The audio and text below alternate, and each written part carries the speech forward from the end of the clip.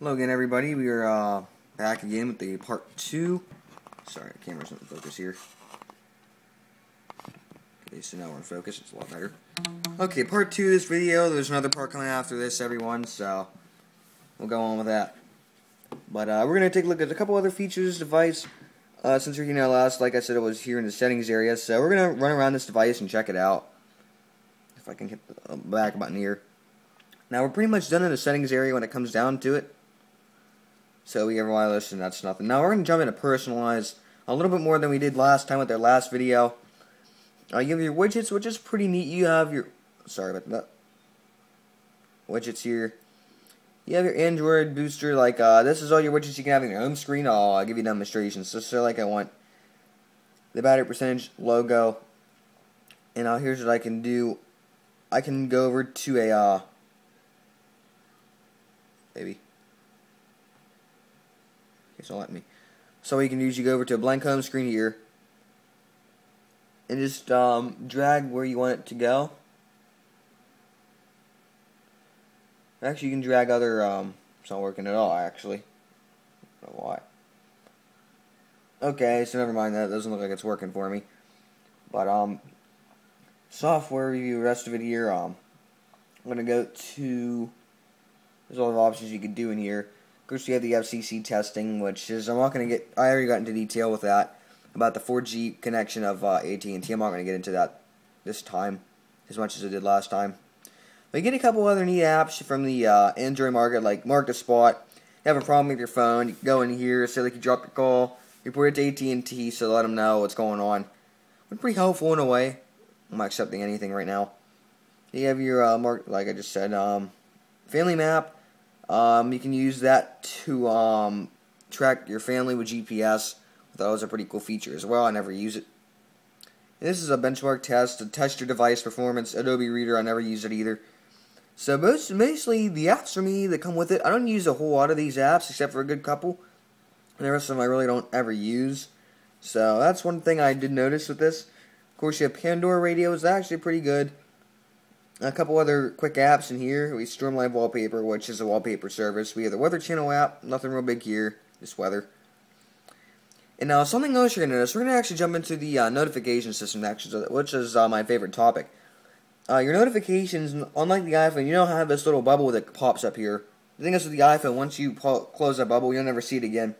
The thing is, you have like you'll have a badge on the icon or on your app. Say like you have a message, you have a little number 1 bubble there, but that isn't always easy to find if you're expecting something, so you can always drag down your notifications. You can see that I have a new voicemail and a text message from AT&T. You want to clear those, tap clear. And my entire status bar is cluttered with all these notifications right now. So the notification system is actually the most advanced I've seen in a device in a long time. Android definitely knows what they're doing with the notifications here. We also have a background data here. That's actually pretty cool. Green power free, which saves your battery. I don't know why that's still there. It should be off. But that's basically the notification system, which is pretty helpful. Another thing that's helpful is the tips icon.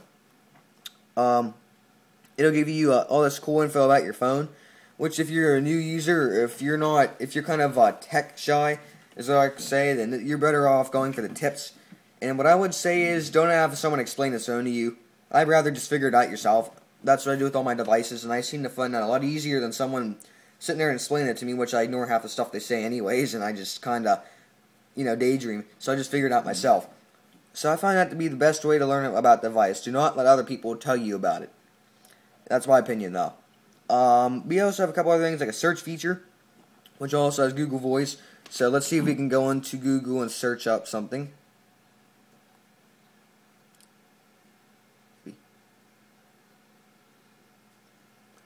HTC Inspire 4G.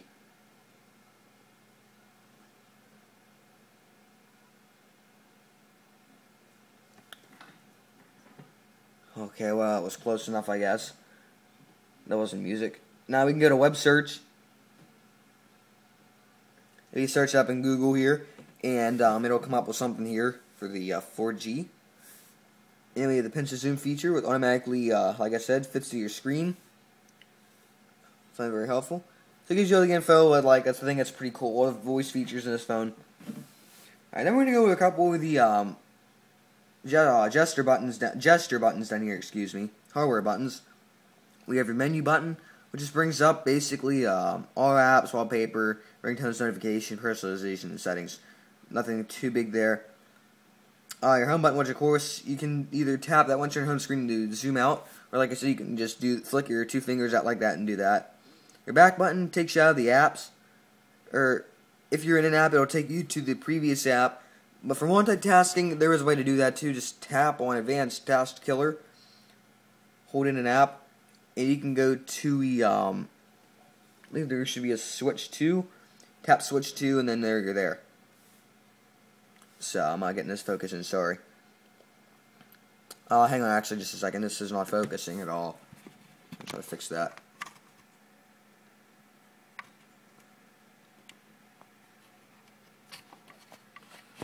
Just a little better.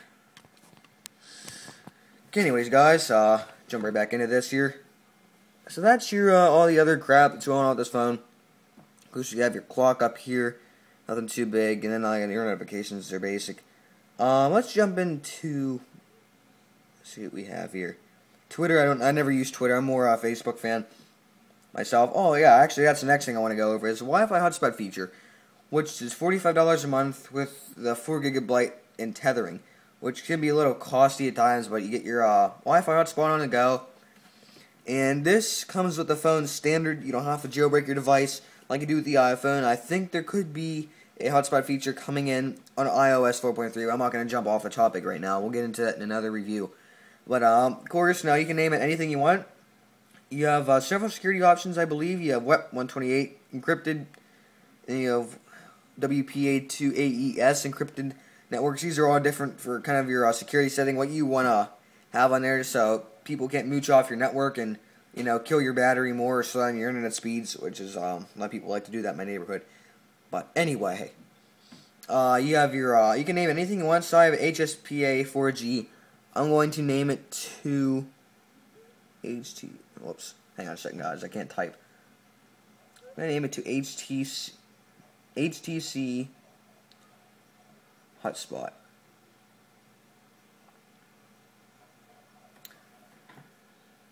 So there we are. We have the HTC hotspot feature. And we just turn that on. And actually I'm going to grab my iPad here and give you a demonstration of how it connects. So we got my iPad here. And that's a separate review altogether. I zoom in a lot for the iPad. So there we are, everybody. We have our Apple iPad. Nifty little device. So on your iPad, you just jump right into settings and everything, and you should be able to find your network pretty quickly, actually. Wi-Fi, where are you? Crap. Alright, so you see HTC hotspot. Just tap on it. And the speeds are actually pretty decent when connected to Wi-Fi. And then you pop up on your phone, you'll see one connected user, let you know. So you know who's on your network. People can't mooch off it, like I said. So we're going to load, hang on a second here. I'm going to load up technobuffalo.com because I do like the website.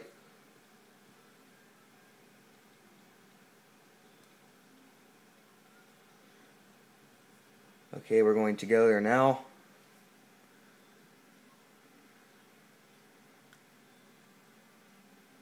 I'm waiting for it to load. Here's technobuffalo.com. Loaded relatively quickly. It's still loading a little bit, but you have all the information. This is a little different, but it's actually pretty quick on this network. I'm surprised. It's a 3G hotspot. It should be 4G, I believe, hotspot, but yeah, I don't know. Okay, so that was just a quick review of the hotspot feature. We're going to turn it off. It'll kill my battery if I don't.